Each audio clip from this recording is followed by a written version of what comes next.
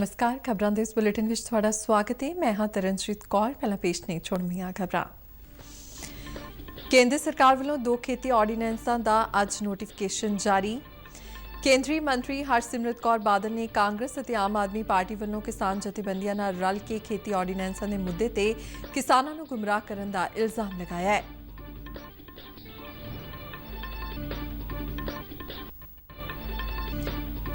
आउंदे monsoon session नूं corona virus के चलदियां समाजिक दूरी के नियमां अनुसार करवाए जाण संबंधी व्यवस्था तय करन लई राज सभा के चेयरमैन एम वेंकैया नायडू और लोक सभा स्पीकर ओम बिरला विचाले मीटिंग हुई।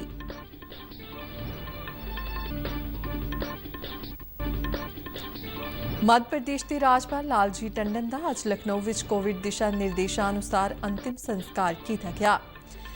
राष्ट्रपति उपराष्ट्रपति प्रधानमंत्री समेत वख-वख नेतावां वल्लों लालजी टंडन की मौत ते अफसोस प्रगट करदियां श्रद्धांजलियां दित्तियां गईयां। राजस्थान हाईकोर्ट ने विधानसभा स्पीकर नूं बागी कांग्रेसी विधानकारां नूं अयोग ठहराए जाण संबंधी नोटिसां ते अमल नूं 24 जुलाई तक टालण लई कहा। राजस्थान में सियासी संकट दरमियान कांग्रेस विधानकार पार्टी की तीजी मीटिंग हुई। भारत में कोरोना वायरस को मात देने वाले मरीजों की गिनती 7,24,577 हुई। देश में कोरोना वायरस की पुष्टि वाले मरीजों का अंकड़ा 11,27,000 तो पार।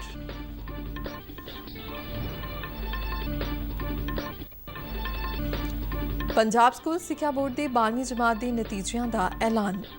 बेहतर नंबर वाले विषयों पर आधारित फार्मूले अनुसार तैयार किए गए नतीजों में पास फीसद 90.98% दर्ज की गई। कौमांतरी क्रिकेट कौंसिल वालों अक्तूबर-नवंबर में निर्धारित T20 विश्व कप मुलतवी किए जाने तो बाद हुण मुकम्मल IPL टूर्नामेंट करवाए जाने का रस्ता लगभग साफ। IPL गवर्निंग कौंसिल के चेयरमैन अनुसार इस बार IPL टूर्नामेंट संयुक्त अरब अमारात में करवाया जा सकता है। ते हुण खबरां विस्तार नाल। केंद्र सरकार वालों 2 खेती ऑर्डीनेंसां दा अज नोटिफिकेशन जारी कर दिता गया है। इन ऑर्डीनेंसां विच किसानां नूं अपनी जिन्स दी रवायती मंडियां तो बाहर बैरीयर मुक्त विक्री ਅਤੇ किसानां नूं फसल के उत्पादन तो पहलां ही प्राइवेट खरीददारां नाल खेती संबंधी समझौता करन दे समर्थ बनाए जाण दा प्रबंध है। केंद्र सरकार वालों खेती जिन्स व्यापार और वणज नूं उत्साहित करन ਅਤੇ सहूलत मुहैया कराउण संबंधी ऑर्डीनेंस ਅਤੇ किसान शक्तिकरण ਅਤੇ रखिया बारे कीमतां दे निर्धारण बारे समझौता ਅਤੇ खेती सेवावां संबंधी ऑर्डीनेंस 5 जून नूं लिआंदे गए सन ਅਤੇ अज केंद्रीय खेतीबाड़ी मंत्रालय वालों इन्हां दोवें ऑर्डीनेंसां बारे नोटिफिकेशन जारी किया गया।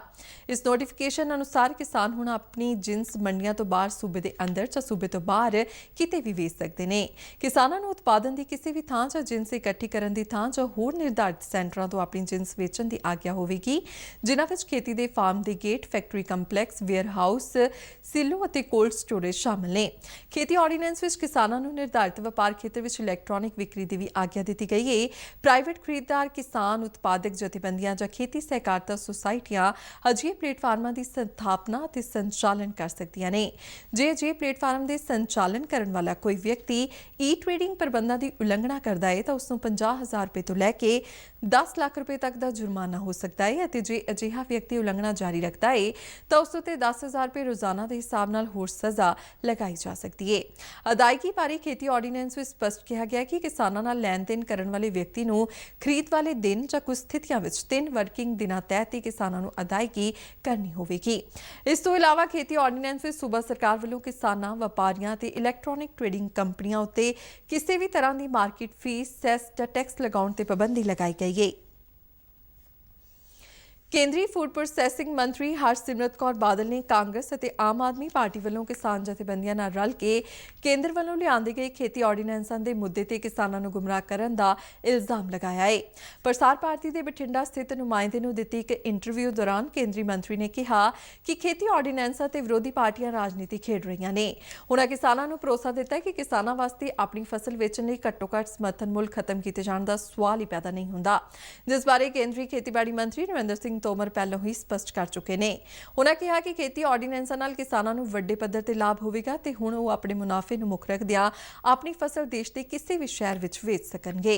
ਹਰਸਿਮਰਤ ਕੌਰ ਬਾਦਲ ਨੇ ਕਿਹਾ ਕਿ ਸ਼੍ਰੋਮਣੀ ਅਕਾਲੀ ਦਲ ਕਿਸਾਨਾਂ ਦੀ ਪਾਰਟੀ ਹੈ ਅਤੇ ਜੇਕਰ ਕਿਸੇ ਨੂੰ ਵੀ ਇਸ ਆਰਡੀਨੈਂਸ ਸੰਬੰਧੀ ਕੋਈ ਗਲਤਫਹਿਮੀ ਹੈ ਤਾਂ ਉਹ ਇਸ ਵਿਸ਼ੇ ਉੱਪਰ ਗੱਲ ਕਰਨ ਲਈ ਤਿਆਰ ਨੇ।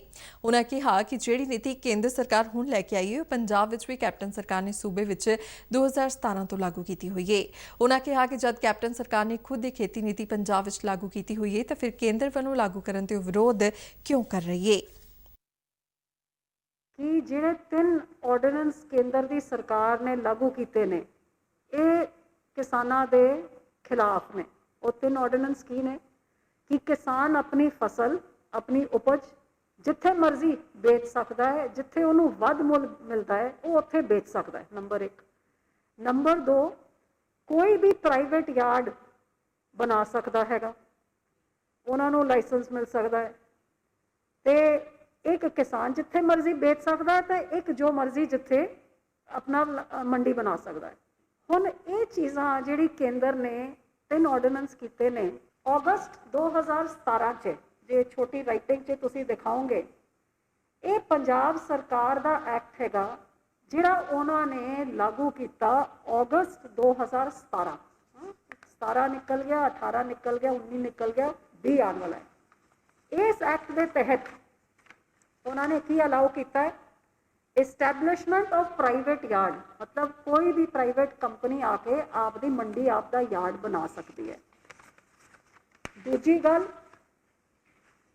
Permission for e trading platform, मतलब जिवें केंद्र की सरकार ने कहा है कि कोई मंडी में बेचना चाहे, कोई अपने इंटरनेट ताईं कंप्यूटर ताईं देश के जिस कोने च बेचना चाहे ई नैम विच बेच सकता है। ई परमिशन फॉर ई ट्रेडिंग ये भी ये है। तीजा, परमिशन फॉर डायरैक्ट मार्केटिंग, मतलब किसान अपनी उपज जिथे मर्जी डायरैक्ट बेच सकता, मंडी के राही नहीं जाना।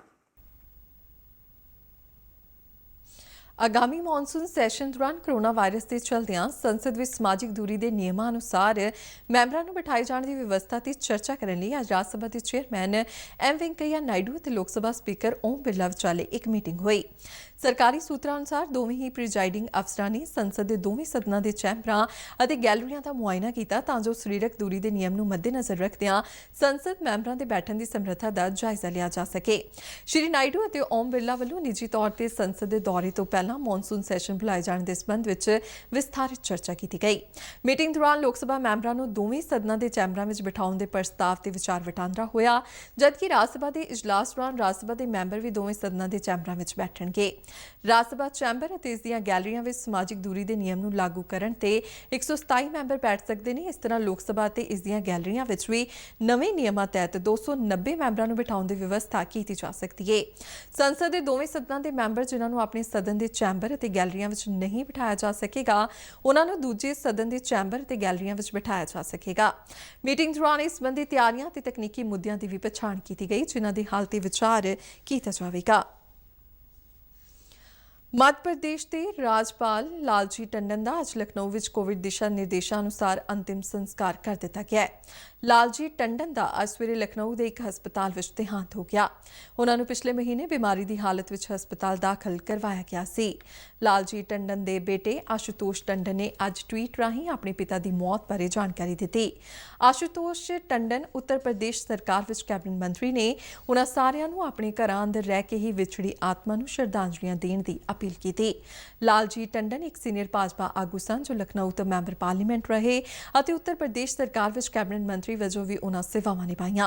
उत्तर प्रदेश सरकार ने लालजी टंडन के अकाल चलाने ते सूबे में 3 दिनां सोग का ऐलान किया है। मुख मंत्री योगी आदित्यनाथ ने उन्होंने मौत ते श्रद्धांजलियां भेंट कीतियां। भारत के राष्ट्रपति, उप राष्ट्रपति, प्रधानमंत्री और कई होर नेतावां ने भी लालजी टंडन के देहांत ते अफसोस जाहिर किया है, विछड़ी रूह नूं श्रद्धांजलियां दित्तियां।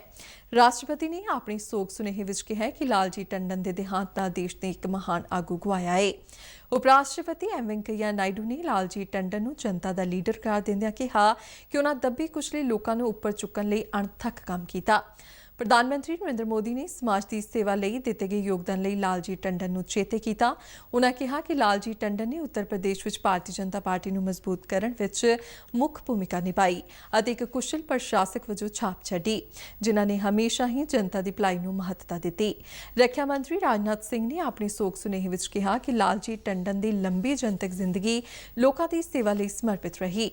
ਗ੍ਰਹਿ ਮੰਤਰੀ ਅਮਿਤ ਸ਼ਾਹ ਨੇ ਕਿਹਾ ਕਿ ਇੱਕ ਜਨ ਸੇਵਕ ਵਜੋਂ ਲਾਲਜੀ ਟੰਡਨ ਨੇ ਭਾਰਤੀ ਸਿਆਸਤ ਵਿੱਚ ਇੱਕ ਗਹਿਰੀ ਛਾਪ ਛੱਡੀ ਅਤੇ ਉਹਨਾਂ ਦੀ ਮੌਤ ਨਾਲ ਭਾਰਤੀ ਸਿਆਸਤ ਨੂੰ ਇੱਕ ਕਦੇ ਨਾ ਪੂਰਾ ਹੋਣ ਵਾਲਾ ਘਾਟਾ ਪਿਆ ਹੈ। ਸੂਚਨਾ ਅਤੇ ਪ੍ਰਸਾਰਣ ਮੰਤਰੀ ਪ੍ਰਕਾਸ਼ ਜਾਵੜੇਕਰ ਨੇ ਕਿਹਾ ਕਿ ਲਾਲਜੀ ਟੰਡਨ ਇੱਕ ਵਿਲੱਖਣ ਇਨਸਾਨ ਸਨ ਜੋ ਹਮੇਸ਼ਾ ਸਾਬਕਾ ਪ੍ਰਧਾਨ ਮੰਤਰੀ ਅਟਲ ਬਿਹਾਰੀ ਵਾਜਪੇਈ ਨਾਲ ਖੜੇ ਹੋਏ। ਰਾਜਸਥਾਨ ਹਾਈਕੋਰਟ ਨੇ ਅੱਜ ਵਿਧਾਨ ਸਭਾ ਸਪੀਕਰ ਨੂੰ ਬਾਗੀ ਕਾਂਗਰਸੀ ਵਿਧਾਨਕਾਰਾਂ ਨੂੰ ਅਯੋਗ ਠਹਿਰਾਏ ਜਾਣ ਸੰਬੰਧੀ ਨੋਟਿਸਾਂ ਤੇ ਅਮਲ ਨੂੰ 24 ਜੁਲਾਈ ਤੱਕ ਟਾਲਣ ਲਈ ਕਿਹਾ ਹੈ। ਵਿਧਾਨ ਸਭਾ ਸਪੀਕਰ ਦੇ ਵਕੀਲ ਵੱਲੋਂ ਇਹ ਜਾਣਕਾਰੀ ਅੱਜ ਦਿੱਤੀ ਗਈ। ਉਨ੍ਹਾਂ ਦੱਸਿਆ ਕਿ ਅਦਾਲਤ ਸਚਿਨ ਪਾਇਲਟ ਅਤੇ 18 ਹੋਰ ਬਾਗੀ ਵਿਧਾਨਕਾਰਾਂ ਦੀ ਪਟੀਸ਼ਨ ਉੱਪਰ ਹੁਕਮ 24 ਜੁਲਾਈ ਨੂੰ ਜਾਰੀ ਕਰੇਗੀ। ਹਾਈਕੋਰਟ ਵੱਲੋਂ ਬੀਤੇ ਸ਼ੁੱਕਰਵਾਰ ਸਚਿਨ ਪਾਇਲਟ ਅਤੇ ਹੋਰ ਕਾਂਗਰਸੀ ਵਿਧਾਨਕਾਰਾਂ ਨੂੰ ਸਪੀਕਰ ਵੱਲੋਂ ਅਯੋਗ ਠਹਿਰਾਏ ਜਾਣ ਮਗਰੋਂ ਤੁਰੰਤ ਕਿਸੇ ਵੀ ਤਰ੍ਹਾਂ ਦੀ ਕਾਰਵਾਈ ਨਾ ਕਰਨ ਦੇ ਨਿਰਦੇਸ਼ ਤੋਂ ਬਾਅਦ ਬਾਗੀਆਂ ਨੂੰ 4 ਦਿਨਾਂ ਦੀ ਰਾਹਤ ਦਿੱਤੀ ਗਈ ਸੀ। ਰਾਜਸਥਾਨ ਵਿੱਚ ਜਾਰੀ ਸਿਆਸੀ ਸੰਕਟ ਦਰਮਿਆਨ ਅੱਜ ਕਾਂਗਰਸ ਵਿਧਾਨਕਾਰ ਪਾਰਟੀ ਦੀ ਮੀਟਿੰਗ ਜੈਪੁਰ ਦੇ ਬਾਹਰ ਇੱਕ ਹੋਟਲ ਵਿੱਚ ਹੋਈ, ਜਿੱਥੇ ਅਸ਼ੋਕ ਗਹਿਲੋਤ ਸਰਕਾਰ ਨੂੰ ਸਮਰਥਨ ਦੇਣ ਵਾਲੇ ਕਾਂਗਰਸੀ ਵਿਧਾਨਕਾਰ ਰੁਕੇ ਹੋਏ ਸਨ। ਪਾਰਟੀ ਸੂਤਰਾਂ ਅਨੁਸਾਰ ਇਹ ਮੀਟਿੰਗ ਅੱਜ ਸਵੇਰੇ ਕੋਈ 11 ਵਜੇ ਸ਼ੁਰੂ ਹੋਈ, ਪਰ ਮੀਟਿੰਗ ਦਾ ਏਜੰਡਾ ਸਪਸ਼ਟ ਨਹੀਂ ਕੀਤਾ ਗਿਆ।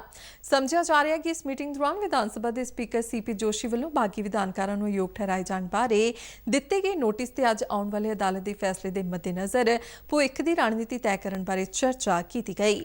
ਇਸ ਮੀਟਿੰਗ ਵਿੱਚ ਪਾਰਟੀ ਦੇ ਸੀਨੀਅਰ ਆਗੂ ਅਵਿਨਾਸ਼ ਪਾਂਡੇ, ਕੇਸੀ ਵੇਣੂਗੋਪਾਲ, ਅਜੇ ਮਾਕਨ, ਰਣਦੀਪ ਸੁਰਜੇਵਾਲਾ ਤੇ ਵਿਵੇਕ ਬਾਂਸਲ ਸਮੇਤ ਮੁੱਖ ਮੰਤਰੀ ਅਸ਼ੋਕ ਗਹਿਲੋਤ ਵੀ ਸ਼ਾਮਲ ਸਨ। ਪਿਛਲੇ ਇੱਕ ਹਫ਼ਤੇ ਦੌਰਾਨ ਰਾਜਸਥਾਨ ਕਾਂਗਰਸ ਵਿਧਾਨਕਾਰ ਪਾਰਟੀ ਦੀ ਇਹ ਤੀਜੀ ਮੀਟਿੰਗ ਸੀ। ਰਾਜਸਥਾਨ ਵਿੱਚ ਕਾਂਗਰਸ ਦੇ ਬਾਗੀ ਆਗੂ ਸਚਿਨ ਪਾਇਲਟ ਅਤੇ ਮੁੱਖ ਮੰਤਰੀ ਅਸ਼ੋਕ ਗਹਿਲੋਤ ਵਿਚਾਲੇ ਤਾਕਤਾਂ ਦੀ ਲੜਾਈ ਕਾਰਨ ਸਿਆਸੀ ਗੜਬੜੀ ਵਾਲਾ ਮਾਹੌਲ ਹੈ। ਜ਼ਿਕਰਯੋਗ ਹੈ ਕਿ ਪਿਛਲੇ ਹਫ਼ਤੇ ਸਚਿਨ ਪਾਇਲਟ ਅਤੇ 18 ਹੋਰ ਵਿਧਾਨਕਾਰਾਂ ਨੇ ਖੁੱਲ੍ਹੇ ਤੌਰ ਤੇ ਬਗਾਵਤ ਕੀਤੀ।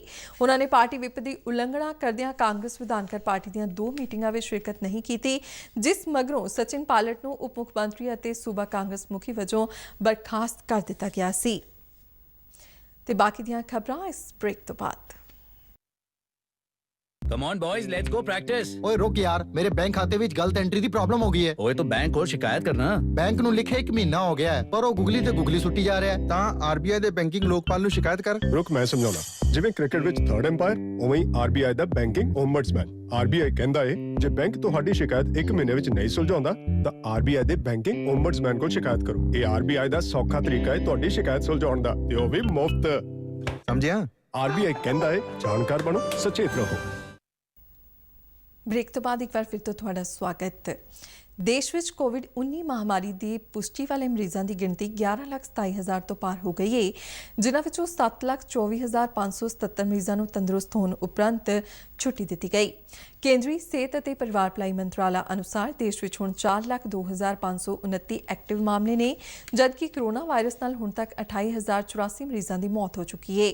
ਦੇਸ਼ ਵਿੱਚ ਕਰੋਨਾ ਦੇ ਇਲਾਜ ਤੋਂ ਬਾਅਦ ਸਿਹਤਯਾਬ ਹੋਣ ਵਾਲੇ ਮਰੀਜ਼ਾਂ ਦੀ ਦਰ 62.72% ਹੋ ਗਈ ਹੈ।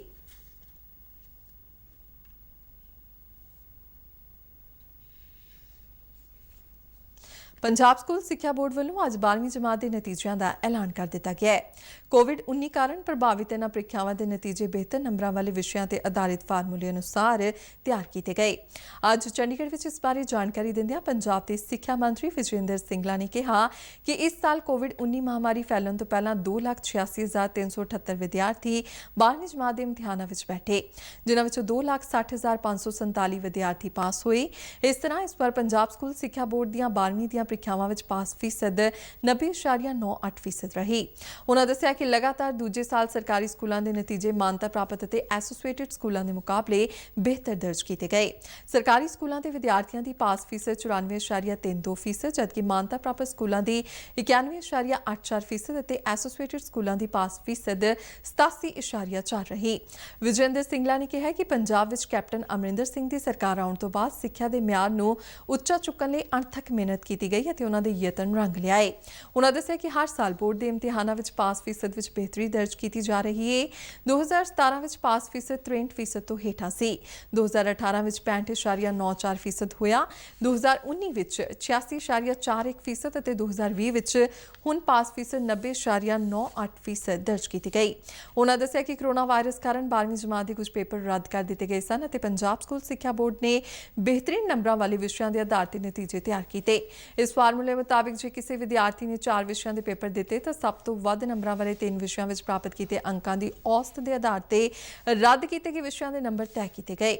ਮੰਤਰੀ ਨੇ ਦੱਸਿਆ ਕਿ ਇਸ ਵਾਰ ਪੇਂਡੂ ਖੇਤਰਾਂ ਦੇ ਵਿਦਿਆਰਥੀਆਂ ਦੇ ਨਤੀਜੇ ਸ਼ਹਿਰੀ ਵਿਦਿਆਰਥੀਆਂ ਦੇ ਮੁਕਾਬਲੇ ਬਿਹਤਰ ਰਹੇ। ਸ਼ਹਿਰੀ ਖੇਤਰਾਂ ਦੇ ਵਿਦਿਆਰਥੀਆਂ ਦਾ ਪਾਸ ਫੀਸਦ 91.96%, ਜਦਕਿ ਪੇਂਡੂ ਖੇਤਰਾਂ ਦੇ ਵਿਦਿਆਰਥੀਆਂ ਦਾ ਪਾਸ ਫੀਸਦ 93.39 ਰਿਹਾ। ਇਸ ਤੋਂ ਇਲਾਵਾ ਓਪਨ ਸਕੂਲ ਸ਼੍ਰੇਣੀ ਵਿੱਚ 68.26% ਵਿਦਿਆਰਥੀ ਪਾਸ ਹੋਏ। ਤੇ ਇਸ ਦੇ ਨਾਲ ਹੀ ਖਬਰਾਂ ਦਾ ਬੁਲੇਟਿਨ ਖਤਮ ਹੁੰਦਾ ਹੈ। ਆਗਿਆ ਦਿਓ। ਨਮਸਕਾਰ।